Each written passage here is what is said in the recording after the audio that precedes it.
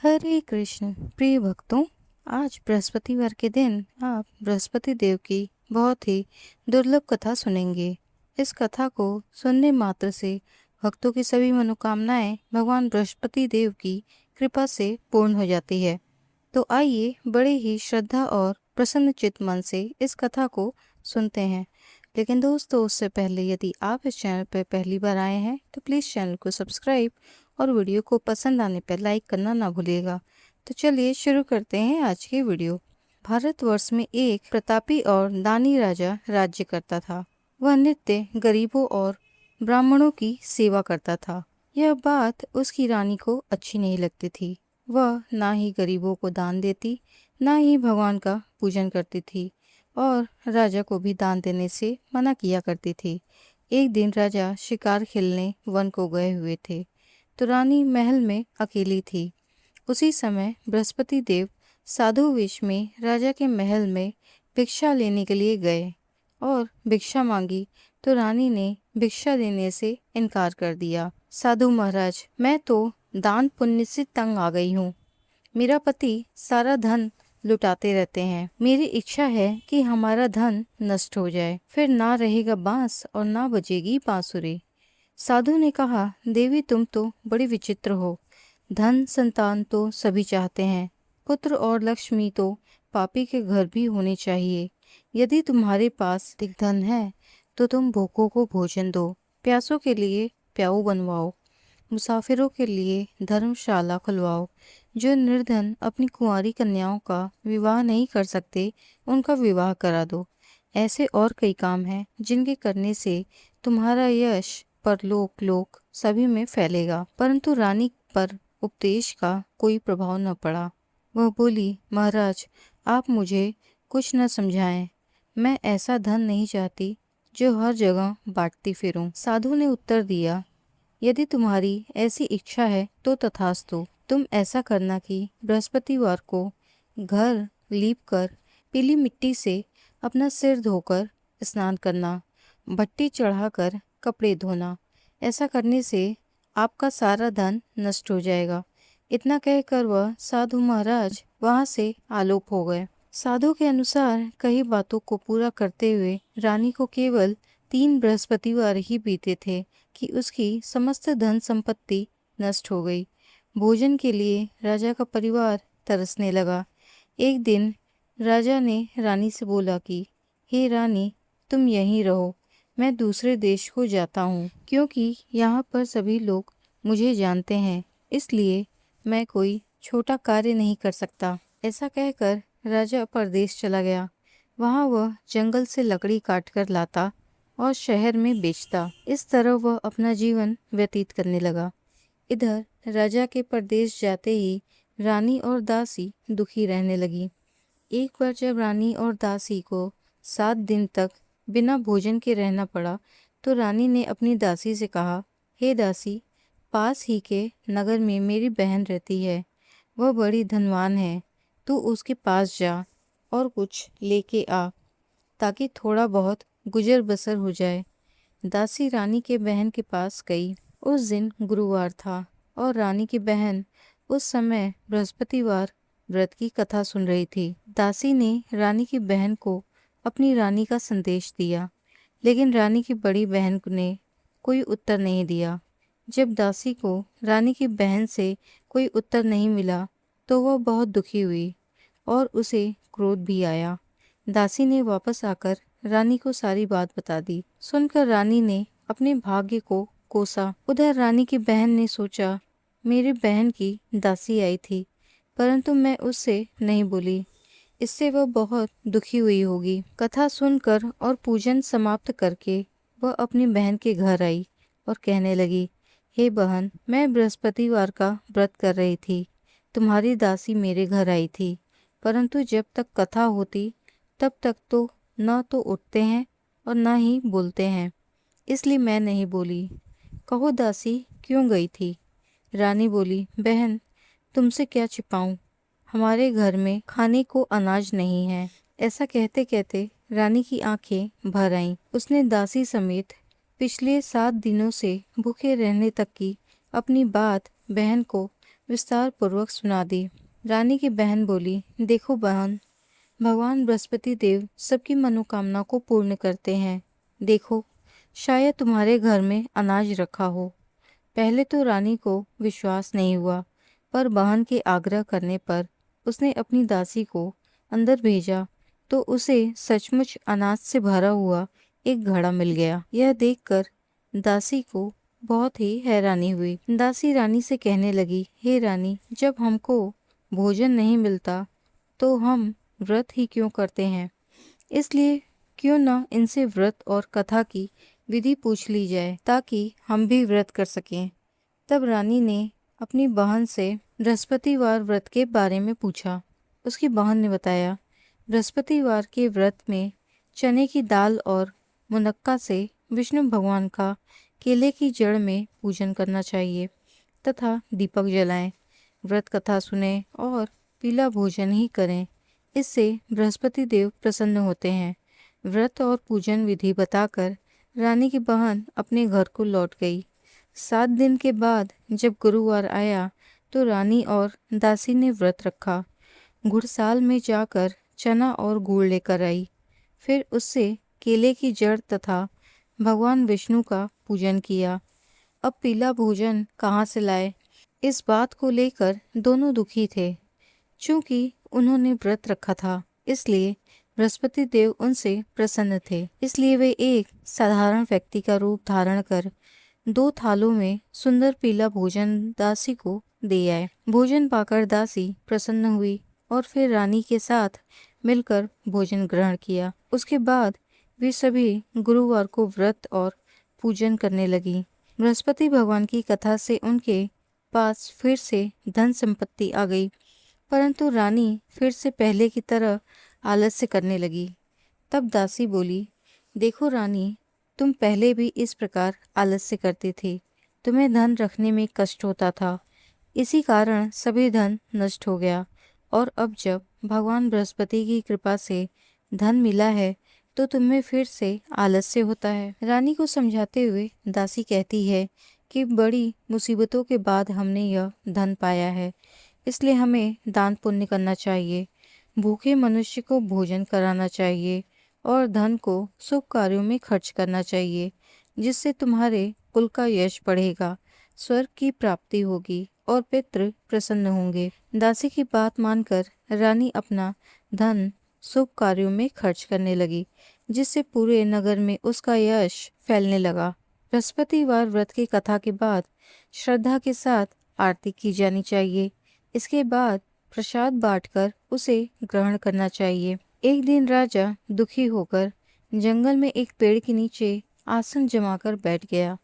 वह अपनी दशा को याद करके व्याकुल होने लगा। बृहस्पतिवार का दिन था। एकाएक उसने देखा कि निर्जन वन में एक साधु प्रकट हुए। वह साधु वेश में स्वयं बृहस्पति देवता थे। लकड़हारे के सामने आकर बोले, हे लकड़हारे, इस सुनसान जंगल में तू चिंतामग्न क्यों बैठा है? लकड़हारे ने दोनों हाथ जोड़कर प्रणाम किया और उत्तर दिया, महात्मा जी, आप सब कुछ जानते हैं, मैं क्या कहूँ? यह कहकर रोने लगा और साधु को अपनी आत्मकथा सुनाई। महात्मा जी ने कहा, तुम्हारी स्त्री ने बृहस्पति के दिन बृहस्पति भगवान का निरादर किया है, जिसके कारण रुष्ट होकर उन्होंने तुम्हारी यह दशा कर दी। अब तुम चिंता को दूर करके मेरे कहने पर चलो तो तुम्हारे सब कष्ट दूर हो जाएंगे और भगवान पहले से भी अधिक संपत्ति देंगे। तुम बृहस्पति के दिन कथा किया करो। 2 पैसे के चने मुनक्का लाकर उसका प्रसाद बनाओ और शुद्ध जल से लोटे में शक्कर मिलाकर अमृत तैयार करो। कथा के पश्चात अपने सारे परिवार और सुनने वाले प्रेमियों में अमृत व प्रसाद बांटकर आप भी ग्रहण करो। ऐसा करने से भगवान तुम्हारी सब मनोकामनाएं पूरी करेंगे। साधु के ऐसे वचन सुनकर लकड़हारा बोला, हे प्रभु, मैं लकड़ी बेचकर इतना पैसा नहीं मिलता जिससे भोजन के उपरांत कुछ बचा सकूं। मैंने रात्रि में अपनी स्त्री को व्याकुल देखा है। मेरे पास कुछ भी नहीं जिससे मैं उसकी खबर मंगा सकूं। साधु ने कहा, हे लकड़हारे, तुम किसी बात की चिंता मत करो। तुम्हारी बृहस्पति के दिन तुम रोजाना की तरह लकड़ियां लेकर शहर को जाओ। तुमको रोज से दुगना धन प्राप्त होगा, जिससे तुम भली भांति भोजन कर लोगे तथा बृहस्पति देव की पूजा का सामान भी आ जाएगा। इतना कहकर साधु अंतर्ध्यान हो गए। धीरे धीरे समय व्यतीत होने पर फिर वही बृहस्पतिवार का दिन आया। लकड़हारा जंगल में लकड़ी काटकर किसी शहर में बेचने गया। उसने उस दिन और दिन से अधिक पैसा मिला। राजा ने गुड़ चना आदि लाकर गुरुवार का व्रत किया। उस दिन से उसके सभी क्लेश दूर हो गए। परंतु जब दोबारा गुरुवार का दिन आया तो बृहस्पतिवार का व्रत करना भूल गया। इस कारण बृहस्पति भगवान नाराज हो गए। उस दिन उस नगर के राजा ने विशाल यज्ञ का आयोजन किया तथा शहर में यह घोषणा करा दी कि कोई भी मनुष्य अपने घर में भोजन न बनवावे, न आग जलावे। समस्त जनता मेरे यहाँ भोजन करने आए। इस आज्ञा को जो नहीं मानेगा उसे फांसी की सजा दी जाएगी। इस तरह की घोषणा संपूर्ण नगर में करवा दी गई। राजा की आज्ञानुसार शहर के सभी लोग भोजन करने गए, लेकिन लकड़हारा कुछ देर से पहुंचा, इसलिए राजा उसको अपने साथ घर लिवा गए और ले जाकर भोजन करा रहे थे तो रानी की दृष्टि उस खूंटी पर पड़ी जिस पर उसका हार लटका हुआ था। वह वहां पर दिखाई नहीं दिया। रानी ने निश्चय किया कि मेरा हार इस मनुष्य ने चुरा लिया है। उसी समय सिपाहियों को बुलाकर उसको कारागार में डलवा दिया। जब लकड़हारा कारागार में पड़ गया और बहुत दुखी होकर विचार करने लगा कि न जाने कौन से पूर्व जन्म के कर्म से मुझे यह दुख प्राप्त हुआ है, और उसी साधु को याद करने लगा जो कि जंगल में मिला था। उसी समय तत्काल बृहस्पति देव साधु के रूप में प्रकट हुए और उसकी दशा को देखकर कहने लगे, अरे मूर्ख, तूने बृहस्पति देव की कथा नहीं करी, इस कारण तुझे यह दुख प्राप्त हुआ है। अब चिंता मत कर। बृहस्पतिवार के दिन कारागार के दरवाजे पर 4 पैसे पड़े मिलेंगे। उनसे तू बृहस्पति देव की पूजा करना, तेरे सभी कष्ट दूर हो जाएंगे। बृहस्पति के दिन उसे 4 पैसे मिले। लकड़हारे ने कथा कही। उसी रात्रि को बृहस्पति देव ने उस नगर के राजा को स्वप्न में कहा, हे राजा, तुमने जिस आदमी को कारागार में बंद कर दिया है वह निर्दोष है, वह राजा है, उसे छोड़ देना। रानी का हार उसी खूंटी पर लटका है। अगर तू ऐसा नहीं करेगा तो मैं तेरे राज्य को नष्ट कर दूंगा। इस तरह रात्रि के स्वप्न को देखकर राजा प्रातःकाल उठा और खूंटी पर हार देखकर लकड़हारे को बुलाकर क्षमा मांगी तथा लकड़हारे को योग्य सुंदर वस्त्र आभूषण देकर विदा कर दिया। बृहस्पति देव की आज्ञानुसार लकड़हारा अपने नगर को चल दिया।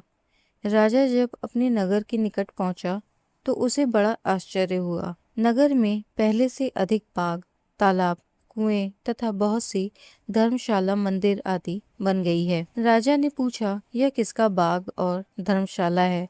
तब नगर के सब लोग कहने लगे, यह सब रानी और बांदी के हैं।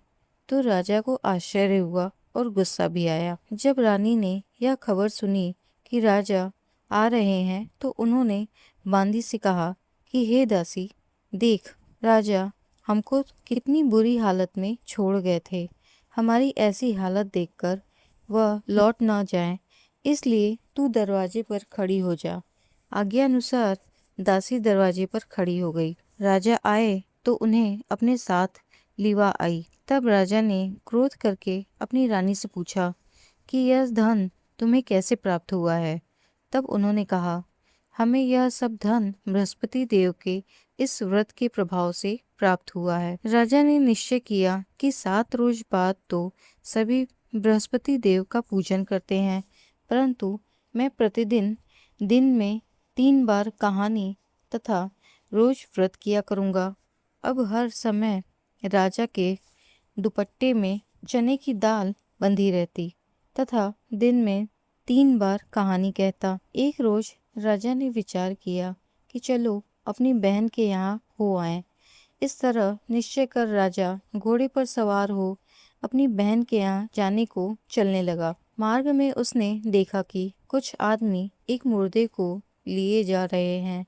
उन्हें रोककर राजा कहने लगा, अरे भाइयों, मेरे बृहस्पति देव की कथा सुन लो।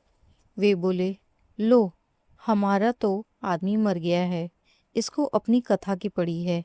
परंतु कुछ आदमी बोले, अच्छा कहो, हम तुम्हारी कथा भी सुनेंगे। राजा ने दाल निकाली और जब कथा आधी हुई कि मुर्दा हिलने लग गया, और जब कथा समाप्त हो गई तो राम राम कह के मनुष्य उठकर खड़ा हो गया। आगे मार्ग में उसे एक किसान खेत में हल चलाता मिला। राजा ने उसे देखा और उससे बोले, अरे भैया, तुम मेरी बृहस्पति देव की कथा सुन लो। किसान बोला, जब तक मैं तेरी कथा सुनूंगा तब तक 4 हरैया जोत लूंगा। जा अपनी कथा किसी और को सुनाना। इस तरह राजा आगे चलने लगा। राजा के हटते ही बैल पछाड़ खाकर गिर गए तथा किसान के पेट में बड़ी जोर का दर्द होने लगा। उस समय उसकी माँ रोटी लेकर आई। उसने जब यह देखा तो अपने पुत्र से सब हाल पूछा और बेटे ने सभी हाल कह दिया। तो बुढ़िया दौड़ी दौड़ी उस घुड़सवार के पास गई और उससे बोली कि मैं तेरी कथा सुनूंगी, तू अपनी कथा मेरे खेत में चलकर ही कहना। राजा ने बुढ़िया के खेत पर जाकर कथा कही, जिससे कि सुनते ही वह बैल उठ खड़े हुए तथा किसान के पेट का दर्द भी बंद हो गया। राजा अपने बहन के घर पहुंचा। बहन ने भाई की खूब मेहमानी की। दूसरे रोज प्रातःकाल राजा जगा तो वह देखने लगा कि सब लोग भोजन कर रहे हैं। राजा ने अपनी बहन से कहा, ऐसा कोई मनुष्य है जिसने भोजन नहीं किया हो? मेरी बृहस्पतिवार की कथा सुन ले। बहन बोली, हे भैया, यह देश ऐसा ही है। पहले यहाँ लोग भोजन करते हैं, बाद में अन्य काम करते हैं। अगर कोई पड़ोस में हो तो देखाऊं। वह ऐसा कहकर देखने चली गई, परंतु उसे कोई व्यक्ति ऐसा नहीं मिला जिसने भोजन न किया हो। अतः वह एक कुम्हार के घर गई जिसका लड़का बीमार था। उसे मालूम हुआ कि उनके यहाँ 3 रोज से किसी ने भोजन नहीं किया है। रानी ने अपने भाई की कथा सुनने के लिए कुम्हार से कहा। वह तैयार हो गया। राजा ने जाकर बृहस्पतिवार की कथा कही, जिसको सुनकर उसका लड़का ठीक हो गया। अब तो राजा की प्रशंसा होने लगी। एक रोज राजा ने अपनी बहन से कहा कि हे बहन, हम अपने घर को जाएंगे, तुम भी तैयार हो जाओ। राजा की बहन ने अपनी सास से कहा। सास ने कहा, हाँ चली जा, परंतु अपने लड़कों को मत ले जाना, क्योंकि तेरे भाई के यहाँ कोई औलाद नहीं है। बहन ने अपने भैया से कहा, हे भैया, मैं तो चलूंगी, पर कोई बालक नहीं जाएगा। राजा बोला, जब कोई बालक नहीं चलेगा तब तुम ही क्या करोगी? बड़े दुखी मन से राजा अपने नगर को लौट आया। राजा ने अपनी रानी से कहा, हम निर्वंशी हैं, हमारा मुंह देखने का धर्म नहीं है और कुछ भोजन आदि नहीं किया। रानी बोली, हे प्रभु, बृहस्पति देव ने हमें सब कुछ दिया है, वह हमें औलाद अवश्य देंगे। उसी रात को बृहस्पति देव ने राजा से स्वप्न में कहा, हे राजा, उठ, सभी सोच त्याग दे, तेरी रानी गर्भ से है। राजा की यह बात सुनकर वो बड़ी खुशी हुई। 9वें महीने में उसके गर्भ से एक सुंदर पुत्र पैदा हुआ। तब राजा बोला, हे रानी, स्त्री बिना भोजन के रह सकती है, पर बिना कहे नहीं रह सकती। जब मेरी बहन आवे तो तुम उससे कुछ कहना मत। रानी ने सुनकर हाँ कर दिया। जब राजा की बहन ने यह शुभ समाचार सुना तो वह बहुत खुश हुई तथा बधाई लेकर अपने भाई के यहाँ आई। तभी रानी ने कहा, घोड़ा चढ़कर तो आई नहीं, गधा चढ़ी आई। रानी की बहन बोली, भाभी, मैं इस प्रकार न कहती तो तुम्हें औलाद कैसे मिलती? बृहस्पति देव ऐसे ही हैं, जैसी जिसके मन में कामनाएं हैं सभी को पूर्ण करते हैं। जो सद्भावना पूर्वक बृहस्पतिवार का व्रत करता है एवं कथा पढ़ता है अथवा सुनता है, दूसरों को सुनाता है, बृहस्पति देव उसकी सभी मनोकामनाएं पूर्ण करते हैं। भगवान बृहस्पति देव उसकी सदैव रक्षा करते हैं। संसार में जो मनुष्य सद्भावना से भगवान जी की पूजन व्रत सच्चे हृदय से करते हैं तो उनकी सभी मनोकामनाएं पूर्ण करते हैं। जैसी सच्ची भावना से रानी और राजा ने उनकी कथा का गुणगान किया तो उनकी सभी इच्छाएं बृहस्पति देव जी ने पूर्ण की थी। इसलिए पूर्ण कथा को सुनने के बाद प्रसाद लेकर जाना चाहिए। हृदय से उनका मनन करते हुए जयकारा बोलना चाहिए। तो बोलो बृहस्पति देव की जय, भगवान विष्णु की जय। तो दोस्तों आज की ये वीडियो बस यहीं तक। जैसे भगवान बृहस्पति देव ने सभी की मनोकामनाएं पूर्ण की, वैसे इस कथा को सुनने से आप सभी की भी मनोकामनाएं जल्द ही पूर्ण हो, ऐसी हम आशा करते हैं। और यदि आज का ये वीडियो पसंद आया तो प्लीज़ चैनल को सब्सक्राइब और वीडियो को लाइक करना ना भूलिएगा। मिलते हैं आपसे जल्द ही किसी नई वीडियो में नई जानकारी के साथ।